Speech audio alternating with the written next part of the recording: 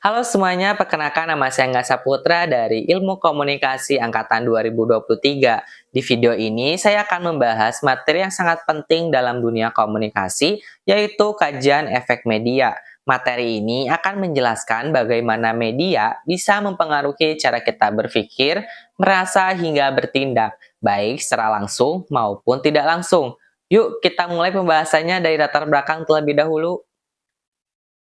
Di latar belakang era informasi dan teknologi digital, media telah menjadi bagian tak terpisahkan dari kehidupan manusia, mulai dari berita, iklan, sinetron, film, hingga media sosial. Semua mempengaruhi cara kita berpikir, merasa, dan berperilaku. Namun, media bukan hanya menyampaikan informasi saja, media juga memiliki kekuatan untuk mengkonstruksi realitas. Artinya, media bisa menentukan bagaimana suatu peristiwa dilihat, siapa yang dianggap benar, dan bagaimana publik bereaksi. Efek dari media ini menjadi objek kajian media yang disebut sebagai kajian efek media. Bidang ini mempelajari bagaimana isi media mempengaruhi audiens baik secara psikologis, sosial, maupun kognitif. Menurut Brian dan Zillman, 2002 menyatakan bahwa kajian efek media penting untuk memahami relasi antara pesan media, audiens, dan konteks sosial, serta bagaimana ketiganya membentuk persepsi dan perilaku. Setelah memahami bagaimana media bisa mempengaruhi cara kita memandang dunia, penting untuk mengetahui apa sebenarnya dunia dari kajian efek media itu sendiri. Tujuan ini akan membantu kita untuk memahami arah penelitian dan pemikiran dalam bidang ini. Tujuan kajian efek media itu ada 4. Yang pertama, menjelaskan pengaruh media terhadap individu dan kelompok. Yang kedua, menelaah bagaimana media dapat membentuk opini publik dan budaya sosial. Yang ketiga, mengetahui sejauh mana media mempengaruhi perilaku politik, ekonomi, bahkan moral. Yang terakhir, mengkaji peran audiens, makna pasif dan aktif dalam menerima pesan media untuk memahami bagaimana media mempengaruhi audiens. Para ahli mengembangkan berbagai pendekatan untuk paradigma. Setiap paradigma lahir dari perkembangan zaman dan temuan-temuan ilmiah yang memperlihatkan bagaimana efek media bekerja. Mari kita bahas satu persatu ketiga paradigma utama dalam kajian efek media. Yang pertama, paradigma efek kuat atau strong effect. Paradigma ini merupakan pendekatan awal dalam kajian efek media yang berkembang pada awal abad ke-20, khususnya pada masa Perang Dunia Pertama dan Kedua. Menurut Harold Laswell, media dipandang memiliki kekuatan besar dan langsung dalam mempengaruhi cara berpikir dan bertindak masyarakat. Audiens dalam paradigma ini dianggap pasif, artinya mereka menerima pesan media tanpa adanya perlawanan atau interpretasi pribadi. Media dianggap sebagai dapat menyampaikan pesan yang langsung masuk ke benak audiens, layaknya suntikan atau tembakan. Teori ini dikenal sebagai teori peluru ajaib atau Magid's Bullet Theory, atau teori jarum suntik hypodermic needle theory. Menurut teori ini, pesan media berfungsi sebagai peluru atau jarum suntik yang langsung menembus atau disuntikkan ke dalam pikiran penerima. Teori ini menjelaskan bahwa efek media bersifat seragam dan instan. Semua orang akan terpengaruh dengan cara yang sama tanpa memandang latar belakang, sosial, pendidikan, atau pengalaman. Contoh nyata dari paradigma ini adalah penggunaan propaganda oleh Nazi di Jerman melalui radio, poster, dan film untuk membentuk opini publik secara cepat dan efektif. Rakyat Jerman pada saat itu diyakini terpengaruh langsung oleh pesan yang diulang terus-menerus tanpa banyak perdebatan publik. Namun, seiring perkembangan zaman, banyak peneliti menyadari bahwa pengaruh media tidak selalu kuat dan secepat itu, sehingga muncul pendekatan baru yang disebut paradigma efek terbatas. Selanjutnya yang kedua, ada paradigma efek terbatas atau limited effect. Sebagai respon terhadap asumsi bahwa media memiliki pengaruh besar dan instan, muncul pendekatan baru yang menyatakan bahwa efek media tidaklah absolut atau mutlak. Menurut Paul Lagerfeld dalam penelitiannya tentang perilaku pemilih di Amerika Serikat, dalam studi The People's Choice 1940 ditemukan bahwa media bukan satu-satunya faktor yang membentuk opini publik. Faktor seperti pengaruh teman, keluarga, dan tokoh masyarakat justru lebih dominan dalam proses pembentukan sikap.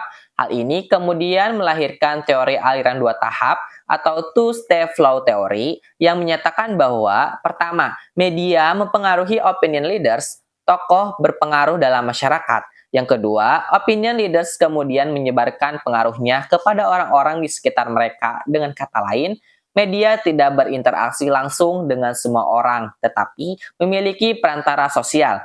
Contohnya bisa kita lihat dalam kampanye politik. Seseorang bisa memilih calon tertentu bukan karena iklan politik di TV, tetapi karena saran dari guru, pemuka agama, atau tokoh komunitas yang mereka percayai. Paradigma ini menunjukkan bahwa audiens bersikap aktif dan pengaruh media terbatas oleh konteks sosial dan psikologis. Namun, meskipun terbatas, tetap ada pengaruh media yang berlangsung lebih halus dan lebih lama.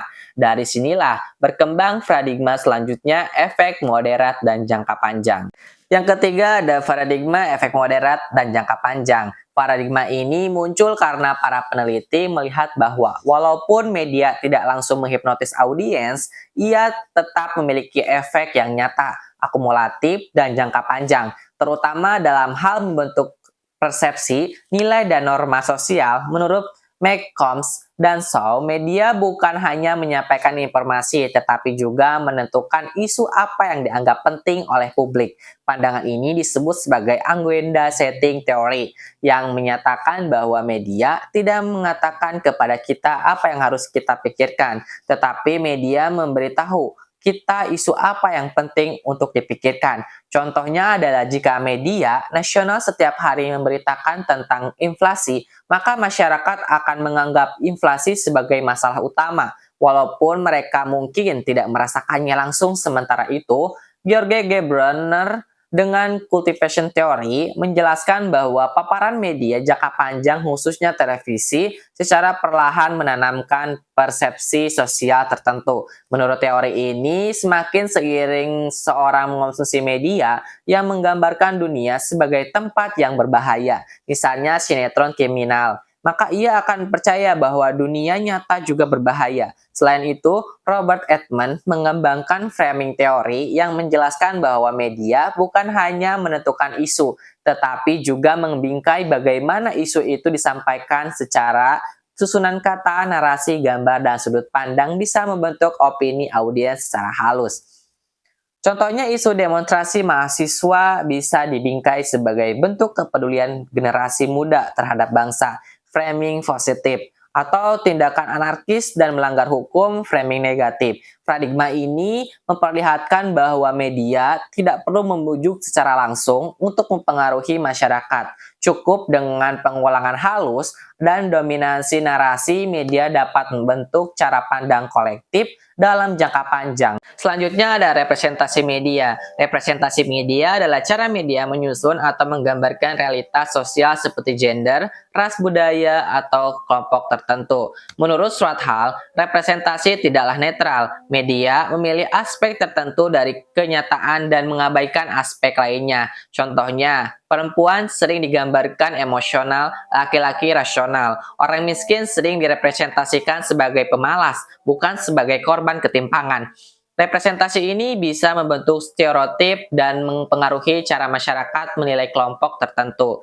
Jika representasi menjelaskan apa yang ditampilkan, maka framing menjelaskan bagaimana media menyusun cerita tentang suatu isu. Keduanya saling berkaitan dan framing adalah alat penting dalam mengarahkan persepsi publik.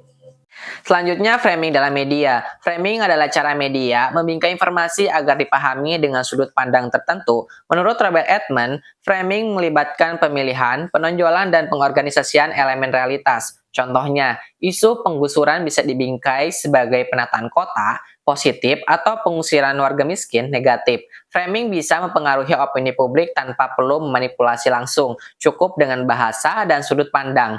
Untuk memperjelas bagaimana representasi dan framing bekerja dalam praktek, mari kita lihat satu contoh nyata yang sering dibahas dalam kajian efek media, yaitu bagaimana media menggambarkan isu pengungsi dan imigran.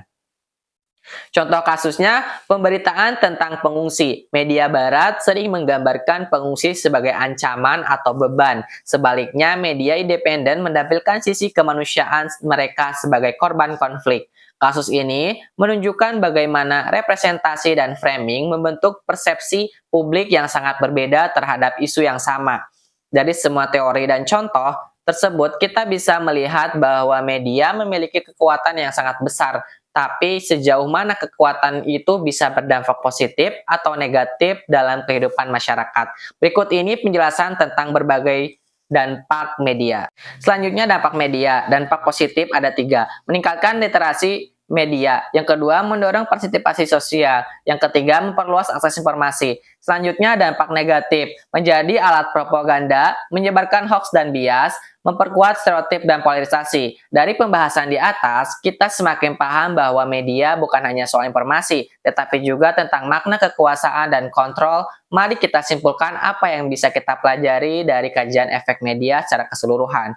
Kesimpulannya, media bukan hanya soal penyampai informasi, tetapi alat membentuk cara berpikir dan bertindak masyarakat. Dengan memahami teori efek media, representasi dan framing, kita bisa lebih kritis dan tidak mudah terpengaruh. Media bisa menyatukan, tetapi bisa juga memecah. Maka literasi media adalah kunci utama. Itulah pembahasan lengkap mengenai kajian efek media. Semoga materi ini bisa membantu kamu memahami peran besar media dalam membentuk persepsi kita sehari-hari. Jangan lupa, jadi pengguna media yang aktif, kritis, dan bertanggung jawab.